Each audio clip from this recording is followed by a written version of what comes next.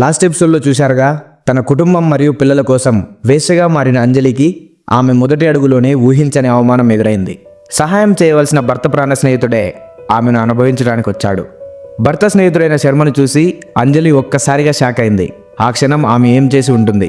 ఆ అవమానాన్ని భరించలేక ఆ నరకం నుండి బయటకు వచ్చేసిందా, లేక ఆకలి ముందు ఆత్మాభిమానాన్ని చంపుకుందా? తన అసలు ముఖాన్ని దాచి ఒక కొత్త ముసుగుతో అంజలి మొదలుపెట్టిన ఈ ప్రమాదకరమైన ప్రయాణం తనను ఎటువైపు తీసుకెళ్లబోతుందో ఈ ఎపిసోడ్లో చూద్దాం. ఈ థర్డ్ ఎపిసోడ్ మీకు క్లారిటీగా అర్థం కావాలంటే ఈ ఎపిసోడ్స్ కంటే ముందు 2 ఎపిసోడ్స్ చూడాలి. అప్పుడే మీకు ఈ స్టోరీ అర్థమవుతుంది. మిగతా 2 ఎపిసోడ్స్ లింక్ ఈ వీడియో డిస్క్రిప్షన్లో ఉంది. ఇప్పుడే ఆ వీడియోస్ చూసి తర్వాత ఈ వీడియో చూడండి. శర్మను చూసి షాక్ అయిన అంజలి ఒక క్షణం ఏం చేయాలో తెలియక అలాగే నిలబడిపోయింది. శర్మ కూడా భయంతో అవమానంతో వణికిపోయాడు. వెంటనే వెనక్కి తిరిగి వెళ్ళిపోవడానికి ట్రై చేశాడు. కానీ అంజలి మాత్రం ఆకలితో ఉన్న తన పిల్లల ముఖాలు గుర్తొచ్చి ఏడుపును, కోపాన్ని, ఆవేదనను అన్నింటినీ దిగమింగుకుంది. ఆమె మౌనంగా తలదించుకుంది. ఆమె మౌనం ఆమె నిస్సహాయతకు అంగీకారమని అర్థం చేసుకున్న శర్మ జేబులోంచి డబ్బులు తీసి టేబుల్ మీద పెట్టాడు. ఒక్క మాట కూడా మాట్లాడకుండా తలదించుకొని అక్కడి నుండి వెళ్ళిపోయాడు. అతను వెళ్ళగానే అంజలి నేల మీద కూలబడి ఏడ్చేసింది. ఆ డబ్బును చూస్తుంటే తనని తాను అమ్ముకున్నానన్న గిల్ట్ ఆమెను చంపేసింది. కానీ ఆ డబ్బుతో ఇంటికి వెళ్ళినప్పుడు నెలల తర్వాత తన పిల్లలు కడుపు నిండా అన్నం తినడం చూసింది. భర్తకు అవసరమైన మందులు కొనగలిగింది.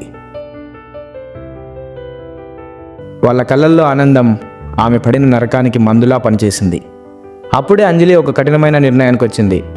ఆ డబ్బు తన ఆత్మను చంపినా తన ఫ్యామిలీ ప్రాణాలు నిలబెడుతుందని ఆమెకు అర్థమైంది. అప్పటి నుండి అంజలి తన కోసం బ్రతకడం మానేసింది. ఇంటి గడప దాటగానే తనని తాను మర్చిపోయేది. తన పిల్లల భవిష్యత్తు కోసం తన గతాన్ని, తన గౌరవాన్ని కూడా పక్కన పెట్టేసింది. ఆమె ముఖంలో నవ్వు మాయమైంది. కళ్ళల్లో ఆశ చచ్చిపోయింది. ఒక మిషన్లా మారిపోయింది. ఫైనాన్షియల్గా వాళ్ళ లైఫ్ కొంచెం బెటర్ అయింది. భర్త ట్రీట్మెంట్ మెరుగుపడింది. పిల్లలు కూడా సంతోషంగా ఉన్నారు. ఈ డబుల్ లైఫ్లో ఆ పని చేయడం అంజలికి డేంజరస్ రొటీన్గా మారిపోయింది. ఒకరోజు రాత్రి రేఖ ఆమెను ఒక కొత్త లొకేషన్లో ఉన్న గెస్ట్ హౌస్కి తీసుకెళ్ళింది. రేఖ చెప్పిన రూమ్లోకి అంజలి వెళ్ళింది. రేఖ కూడా మరొక రూమ్లోకి వెళ్ళింది. లోపల ఒక వ్యక్తి కూర్చొని ఉన్నాడు. అతను చాలా కంగారుగా కనిపించాడు. అంజలి భయంతోనే లోపలికి వెళ్ళి కూర్చుంది. గది మొత్తం నిశ్శబ్దంగా ఉంది. సరిగ్గా అప్పుడే బయట నుండి గట్టిగా అరుపులు వినిపించాయి. ఆ అరుపులకు లోపల ఉన్న కస్టమర్ భయంతో వణికిపోయాడు. అంజలికి గుండె ఆగినంత పనైంది. డోర్ ఎవరో గట్టిగా కొడుతున్నారు. వెంటనే రేఖ పక్క గది నుండి పరిగెత్తుకుంటూ వచ్చింది. అంజలి ఇటురా తొందరగా అని అరిచింది. పోలీసులు డోర్ బద్దలు కొట్టే శబ్దం దగ్గరవుతోంది. రేఖ వెనుక పరిగెత్తింది. ఇద్దరూ బాత్రూంలోకి దూరి చిన్న కిటికీలోంచి బయటకు దూకేశారు. గోడ దూకి చీకటి సందులోకి పారిపోయారు. చాలా దూరం పరిగెత్తాక ఒక చెత్త కుండీ వెనక దాక్కొని ఇద్దరూ ఊపిరి పీల్చుకున్నారు. పోలీస్ సైరన్ల శబ్దం దూరం అయ్యాక వాళ్ళు రిలాక్స్ అయ్యారు.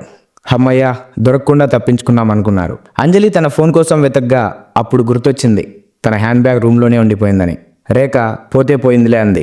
కానీ రేఖకు తెలియదు ఆ పర్సులో కేవలం డబ్బు, ఫోన్ మాత్రమే కాదు, అందులో తన భర్త హాస్పిటల్ రిపోర్ట్స్, తన 2 కూతుళ్ల ఫోటోలు, తన అసలు జీవితానికి సంబంధించిన ఆనవాళ్లు ఉన్నాయని. మీరు చెప్పండి, ఇప్పుడు పోలీసులు ఏం చేయబోతున్నారు? ఆ ఆధారాలతో అంజలి దొరికిపోతుందా? ఆమె కుటుంబం పరువు ఏమవుతుంది? మీకేమనిపిస్తుందో కామెంట్ చేయండి. ఈ ప్రశ్నలన్నింటికి సమాధానంతో 4వ ఎపిసోడ్లో చాలా ఉత్కంఠభరితంగా ఉండబోతుంది. ఆ ఎపిసోడ్ని మీరు మిస్ అవ్వకుండా ఉండాలంటే ఇప్పుడే మా వినయ్ టీవీ ఛానల్ని సబ్స్క్రైబ్ చేసుకోండి. ఈ వీడియో మీకు నచ్చినట్లయితే ఒక లైక్ చేసి మీ ఫ్రెండ్స్కి షేర్ చేయడం మాత్రం మర్చిపోకండి. నేను మీ Sainath, signing off team Vinay TV.